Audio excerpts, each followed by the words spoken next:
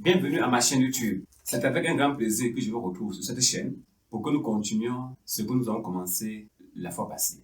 Sur cette chaîne, dont le but est d'éduquer les masses, de sensibiliser les masses et d'informer les Africains par rapport aux mensonges dont a été victime le Kamit que nous sommes. Alors aujourd'hui, nous allons vous parler de l'origine de l'humanité. L'origine de l'humanité telle que donnée par la science officielle et la religion, c'est le mensonge. Il est donc question aujourd'hui, n'est-ce pas, que nous puissions vous parler avec des preuves à l'appui. Je vous prie de vous asseoir confortablement afin de recevoir la connaissance qui va libérer votre conscience.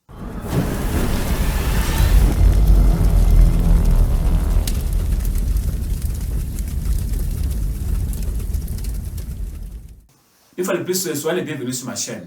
Et je vous prie déjà de vous abonner. Vous pouvez voir la cloche de notification là également. Donc abonnez-vous sur ma chaîne afin d'être au parfum de toutes les informations relatives à la connaissance. Je parlais tout à l'heure des mensonges dont a été victime le cerveau du Kamit. Et on a le premier mensonge qu'il faudrait que nous développions aujourd'hui. Nous avons le mensonge sur l'origine de l'humanité. La question qu'on se pose depuis près de 2 siècles, la voici: d'où vient l'être humain? Qui a été le premier être humain à peupler la Terre? Et comment s'est fait le processus de peuplement de la Terre? Voilà les grosses questions auxquelles des scientifiques de renom ont apporté des réponses très claires. Par rapport à la première question, vous devez savoir, chers Africains, que nous avons 2 thèses majeures qui sont affrontées relativement, n'est-ce pas, à la notion de l'origine de l'être humain. Nous avons en premier la théorie polycentriste d'une part, et d'autre part, la théorie monocentriste. Il s'agit en fait de quoi par rapport à la première théorie? Selon la première théorie, mesdames et messieurs, on nous dit que l'humanité, c'est-à-dire les humains en Europe, les humains en Asie et les humains en Afrique, chaque espèce s'est développée, a évolué de façon indépendante des autres espèces. Autrement dit, pour parler de l'humanité, il y a plusieurs souches. Il y a la souche européenne, la souche asiatique et la souche africaine. Voilà la théorie, n'est-ce pas, qui a prédominé pendant près de 150 ans dans notre monde. Et ça qu'on enseigne dans les universités. Et vous avez vu, avec beaucoup d'explications, comment en 1912, pour étayer cette théorie, cette thèse, on a présenté à l'humanité l'homme d'Épidam, que vous pouvez voir sur l'écran. Il s'agit de ça, de ce fossile qui a été découvert, entre guillemets, par Charles Damson, c'est un géologue britannique. Et pour appuyer la thèse des présapiens, il nous a présenté cela en nous disant que c'est l'ancêtre du blanc. Donc voilà la théorie qui a prévalu jusqu'à l'arrivée des Cheikh Anta Diop et autres découvertes paléoanthropologiques. Alors, en conclusion, que nous dit cette thèse? La thèse nous dit que le blanc, le jaune et le noir, chaque espèce humaine s'est développée avec sa propre souche. Et ce partant, on a créé les notions de race. En nous disant donc que la première race qui a vu le jour, c'est la race blanche, qui s'est développée à partir de l'Homo erectus. Il y a de cela 700 000 ans en Europe. Et que Homo erectus, qui est le piltdown, c'est l'ancêtre du blanc. Nous avons également de l'autre côté les sanctodèmes, qui ont aussi vu le jour à partir de l'Homo erectus souche de ce continent. Et l'Africain, le mélanodème, qui a également vu le jour à partir de sa souche. Autrement dit, la théorie polycentriste ne veut pas admettre que l'humanité est une seule souche. Les bases de cette théorie n'étaient que des humains racistes. Ceux-là même qui sont à l'origine du mythe des races humaines. Je parle ainsi de Gustave Le Bon et Gobineau, qui est un diplomate français. À travers l'ouvrage, par exemple, de Gobineau, essaye sur l'inégalité des races humaines. À l'intérieur de cet ouvrage, qui a inspiré tous ces scientifiques mythomanes, le gars nous dit que la nature a d'abord gratifié la race blanche, qui est la première race, la race supérieure. Après est venue la race jaune, et que la dernière venue, c'est la race noire, qui est une race qui n'a pas d'intelligence, qui est une race qui n'a pas d'âme, et que les femmes noires et les femmes asiatiques soient classées au même titre que les animaux. Voilà donc ce que nous enseigne le voyage de Gobineau, qui a également inspiré Hitler, le criminel. Rappelez-vous, il nous parlait de la race aryenne. Ça vient de Gobineau. Parce que dans la race blanche, Gobineau nous classe encore les catégories. Donc il y a blanc et blanc. Et que la race pure, c'est la race aryenne. Voilà donc ce qui a motivé tous ces scientifiques à pondre des énormités sur l'origine de l'être humain. Que nous dit maintenant la deuxième théorie, la thèse monocentriste, monogénisme. Il s'agit en fait de quoi? On démontre à travers cela que l'être humain est unique dans le monde, à partir d'une seule souche qui vient d'où? De l'Afrique. Voilà cette thèse qui est reconnue aujourd'hui par la communauté scientifique, mais qui n'est pas enseignée partout où besoin devait être.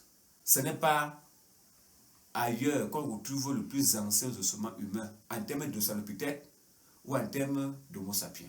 Et cette thèse vient donc fermer la bouche à la fraude organisée en 1912 par Charles Dawson, qui avait créé un faux site archéologique où il a enterré apparemment l'ancêtre du blanc. Il a fallu attendre 1950 pour que cette thèse soit battue en brèche, pour que le pot rose soit découvert, grâce à un éminent professeur d'université, ce chimiste de renommée internationale du British Museum, le professeur Oakley, qui a mis en exergue que le crâne présenté à l'humanité depuis plus de 50 ans, c'est un faux crâne, le crâne de Piltdown. Vous pouvez voir la mâchoire supérieure, c'est pour un être humain, et la mâchoire inférieure, c'est le singe. Voilà ce qu'on présente à l'humanité comme l'ancêtre du blanc, c'est le mensonge. Vous pouvez donc enfin comprendre qu'on a fabriqué des mensonges pour faire croire à la mythologie de la race blanche. Alors la grosse question maintenant à se poser, c'est la suivante. Si l'être humain est né en Afrique, où sont les preuves? La première preuve, jusque-là admise avant 2001, était Lucie, l'homme Lucie, découvert en 1975 par le paléoanthropologue Yves Coppin, avec tout le groupe qui l'accompagnait. Il découvre, mesdames et messieurs, en Éthiopie, le squelette le plus ancien au monde. 3 200 000 ans. Voilà ce qu'on a présenté jusqu'ici comme l'ossement le plus ancien au monde. Malheureusement pour Yves Coppin, au Tchad, en 2001, on découvre l'ossement le plus vieux de l'humanité. Autrement dit, 7 millions d'années. Grâce à cette mission conjointe, mission franco-tchadienne, conduite, n'est-ce pas, par Michel Brunet, nous avons désormais l'humain le plus vieux de l'humanité. Il ne se trouve pas en Europe, il ne se trouve pas en Amérique, il ne se trouve pas en Asie, il se trouve en Afrique centrale, au Tchad. Donc, à l'heure où je vous parle, c'est le Tchad, en termes d'Australopithèque, qui a l'ossement le plus vieux de l'humanité. Pourquoi UNESCO ne demande pas qu'on enseigne ça dans les universités? Deuxième point, en termes maintenant de l'homme moderne, d'où vient l'homme moderne, c'est-à-dire l'homo sapiens? Comment est-ce que l'être humain que nous sommes, comment est-ce que les humains que nous sommes, nous avons pu, n'est-ce pas, atteindre le stade d'homo sapiens? C'est quoi homo sapiens? L'homo sapiens, c'est un mot latin qui veut dire intelligent, qui veut dire sage. Ça vient d'ailleurs du verbe latin sapio, qui veut dire avoir du jugement, avoir de l'intelligence, du discernement. Voilà en fait de quoi la question. Alors, jusqu'ici, on avait le Kenya, on avait des pays africains, la Tanzanie, qui avaient la palme d'or, n'est-ce pas, du plus vieux ossement d'Homo sapiens de l'humanité.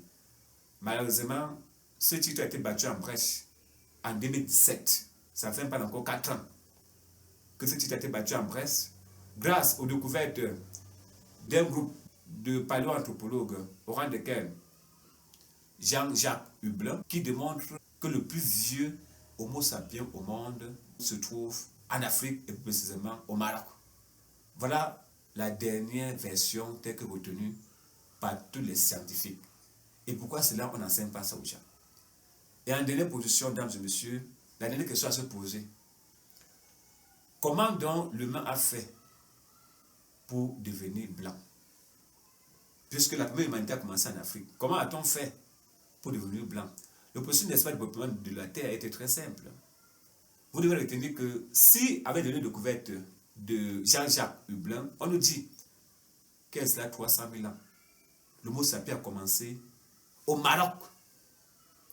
Alors, et que, il y a cela 50 000 ans, l'humain a commencé à sortir de l'Afrique et à conquérir d'autres continents. La question est donc très simple. D'où vient donc le blanc? D'où vient donc, n'est-ce pas, la peau blanche? On comprend donc, n'est-ce pas, que pendant 250 000 ans, au moins, c'est-à-dire avant de sortir de l'Afrique, 250 000 ans, le blanc n'était pas encore né. Le jaune n'était pas encore né.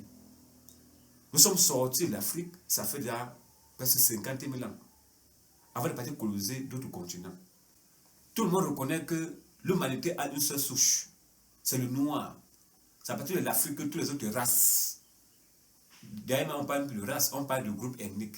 Puisque la notion de race au pluriel, sur le plan scientifique, n'existe plus. On parle désormais, n'est-ce pas, de groupe humain, groupe ethnique européen, groupe ethnique asiatique et groupe ethnique africain. C'est ça que la question. Les segments scientifiques continuent, n'est-ce pas, à maintenir l'humanité dans l'obscurantisme. Parce qu'il faudrait bien que les thèses qu'ils ont développées cadrent avec les considérations idéologiques, racistes, suprémacistes et religieuses.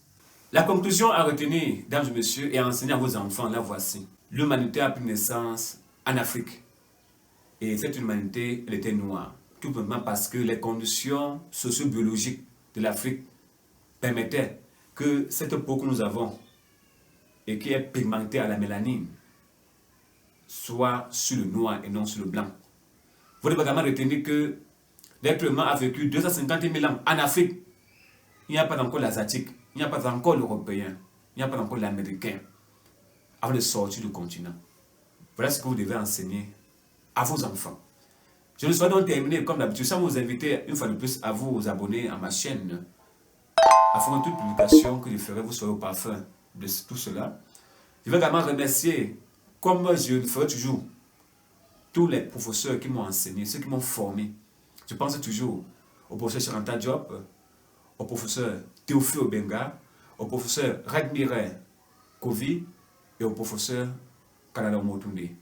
Mesdames et messieurs, rendez-vous la semaine prochaine pour la deuxième partie de la notion d'origine de l'être humain sur la Terre. Nous allons donc parler de la deuxième partie qui va arriver prochainement.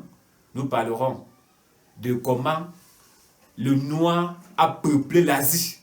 Vous aurez les images des premiers habitants de la Chine, des premiers habitants du Japon, du premier habitant de l'Inde n'était pas blanc. Vous aurez ces images. Bonsoir à tous et que les ancêtres vous protègent.